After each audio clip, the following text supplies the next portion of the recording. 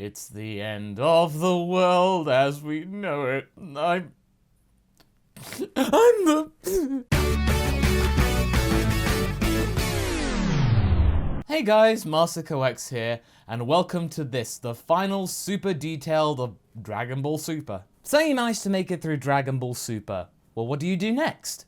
Well, today's sponsor Verve has got your back in what to feast on next. I mean, with your eyes, of course, because Verve doesn't provide catering. Yet. If you haven't tried Verve out for yourself yet, you can still get a 30-day ad-free trial on me by going to verve.co/Masako or by clicking my link in the description. In short, you can get whatever you want, whenever you want, in 1080p from a range of multi-interest channels such as Funimation, CuriosityStream, and newcomer Mubi. And don't worry, there's plenty more where that came from. And yet, as usual, Verve is the best place to get all of Dragon Ball Super both subbed and dubbed. Whether you're online or offline, by the way, clever stuff. I think I'll be okay now that Super's ended, but leave me a comment below and tell me what you're going to be watching after Dragon Ball Super. As well as going to verve.co/MASAKO to get your 30-day ad-free trial of Verve Premium today. So, once more my friends, into the breach. There are a lot of things to be said about these two episodes because obviously they're right at the end, so let's get started with episode 130. An unprecedented super showdown, ultimate survival battle. Wow, I actually got it in one take. At last, we are going to see these two guys fighting with their true, absolute god honest to truth, true power. But we also have to wait a little longer than anticipated, because most of the action comes in the second half. One of the things that really bothered me about this episode was the Supreme Kai of Universe 1, Anat. His whole speech about basically repeating what we're seeing on screen felt a little bit unnecessary and almost a little bit patronizing in the sense of that we had no idea what was going on the screen, so we had to be reminded and saying, hey guys, look, they're fighting. Wow, I had no idea, mate. Thank you so much. Like we needed to be reminded of something that has been occupying our minds for the better part of a year. It gives off the impression that the people that are making this episode feel really insecure about the feelings and the integrity of said show. Like they need to put it in our minds that it is going to be very interesting. It's going to be cool, guys. Trust me, it's going to be really cool. Believe us, please, please. Don't worry, guys. The payoff is going to come. Just wait a little longer. I suppose we can. Next up, we witness the start of the famed battle, the final showdown, with Goku drawing literally the first blood of the tournament. But as far as I'm concerned, I can count the number of times that Super's drawn blood on one hand. All jokes aside though, this battle in episode 130 actually did feel pretty good. It felt like there was real love and attention put into it. I mean, I could be going on about the whole artificial tension and all that, but come on.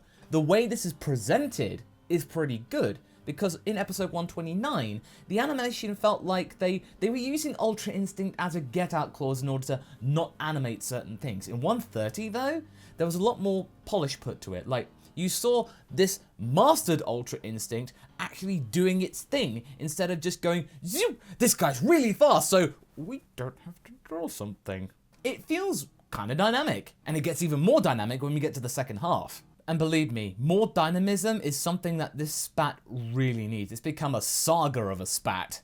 Now when it comes to Jiren's power-ups, most of the time he would just say something randomly and then go, "Ah, getting powerful." Yeah, okay, Jiren's unlocking some more power, yeah, but all that meditating. But this time though, in episode 130, it was good to actually see some context behind it. Jiren was reminded of his inadequacies as a child.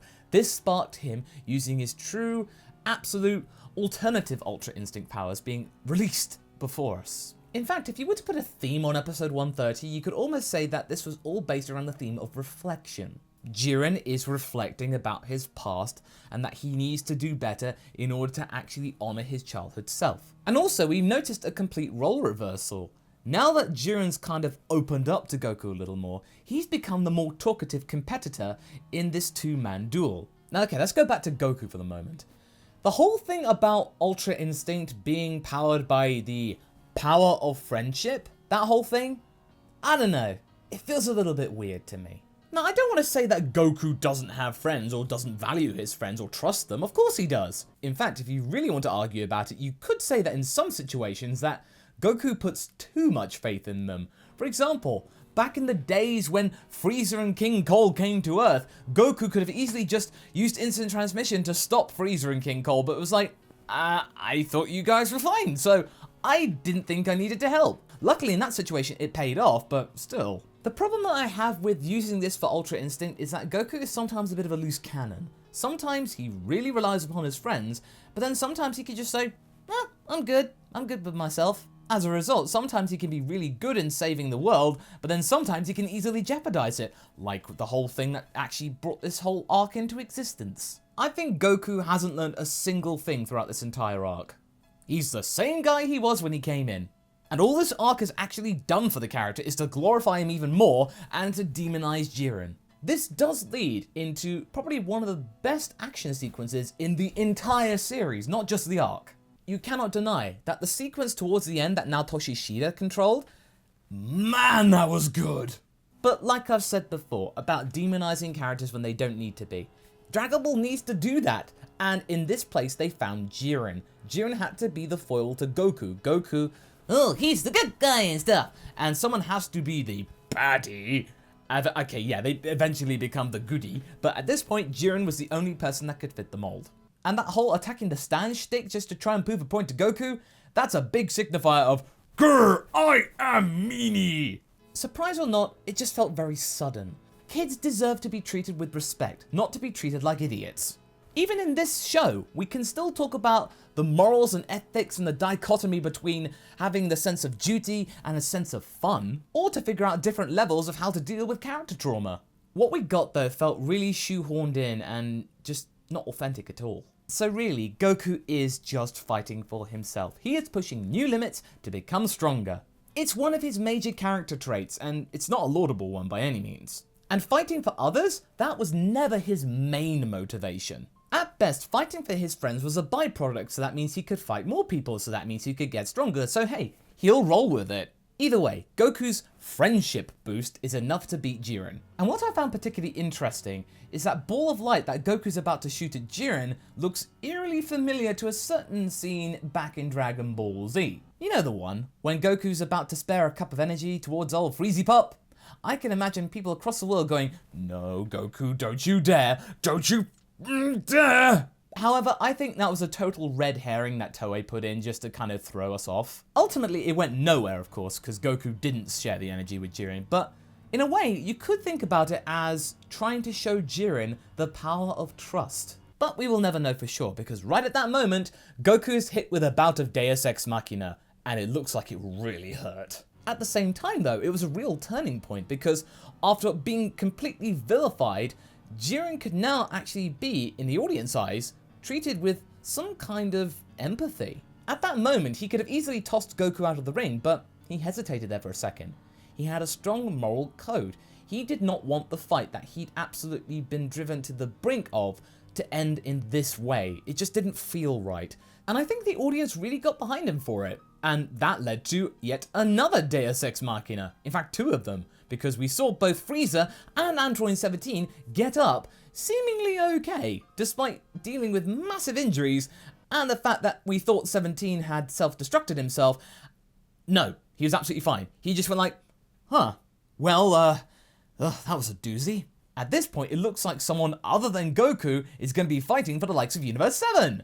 Yay! Let's move on to episode 131 now. The miraculous conclusion. Farewell, Goku, until we meet again. Right off the bat, I got to say, I absolutely love Frieza's banter in this episode. His constant taunting of Jiren, as well as his surprisingly good chemistry with Goku and 17, really hit it off for me in this episode. It felt really good and really refreshing. Frieza was actually contributing instead of just being a really devious schemer. I kind of felt that Frieza really owned this episode. It really made the whole experience quite memorable. And this actually proves that Frieza is the most effective fighter in the Universe 7 team, albeit not being the strongest, especially against Jiren. Yeah, Jiren could easily take him, kind of even now when he's really depleted, but Frieza knows what to do with what he's got. He can get under Jiren's skin. That's all he needs to do. Frieza is really good at that. And working with Android 17 at the same time felt really kind of natural. And that was really surprising. When the chips are down, and after he's done with his whinging,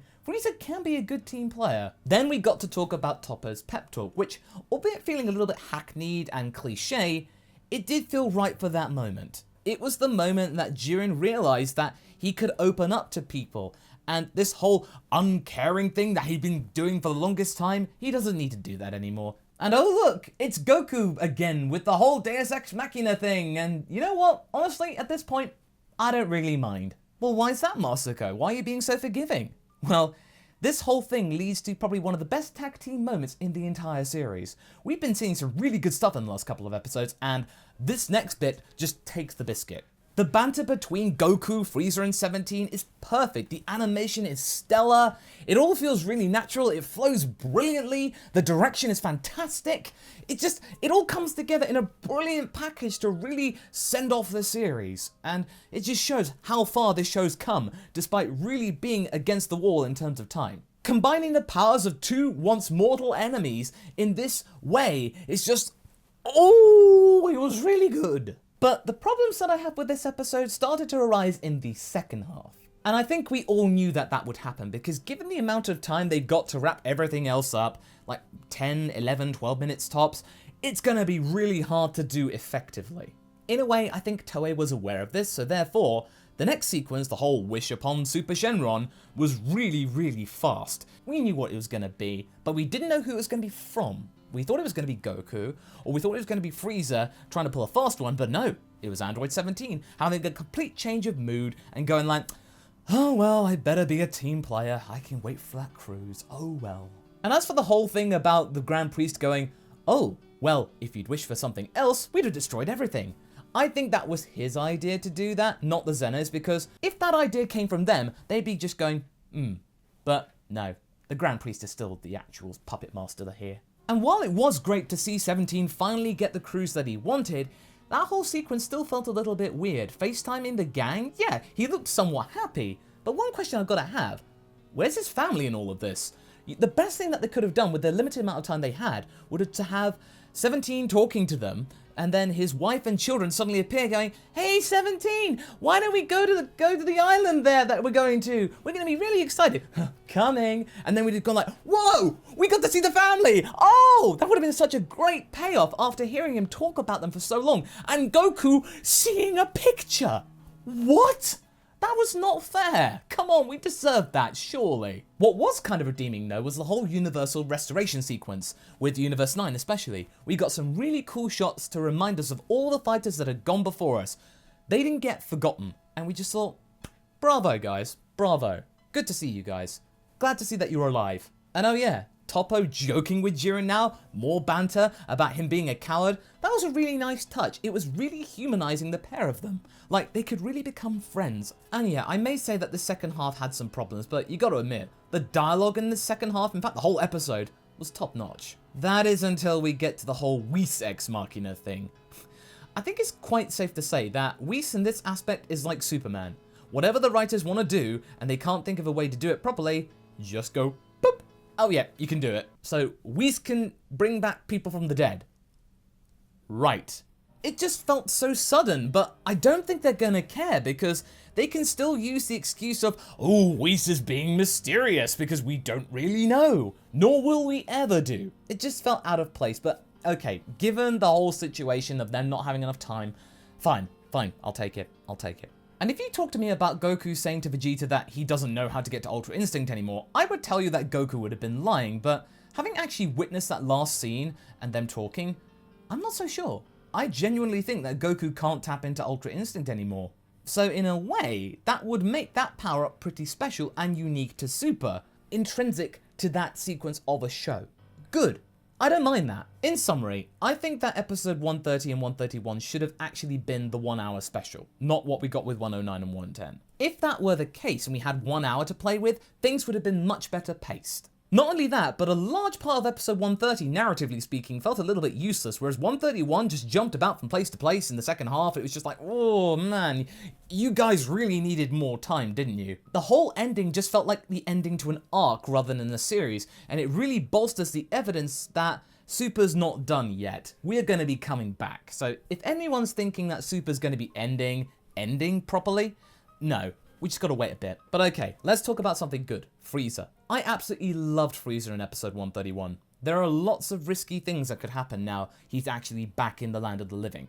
What do you do with him? Do you fight him again? Well, then you run the risk of becoming repetitive. You want to redeem him even more and making him a frenemy?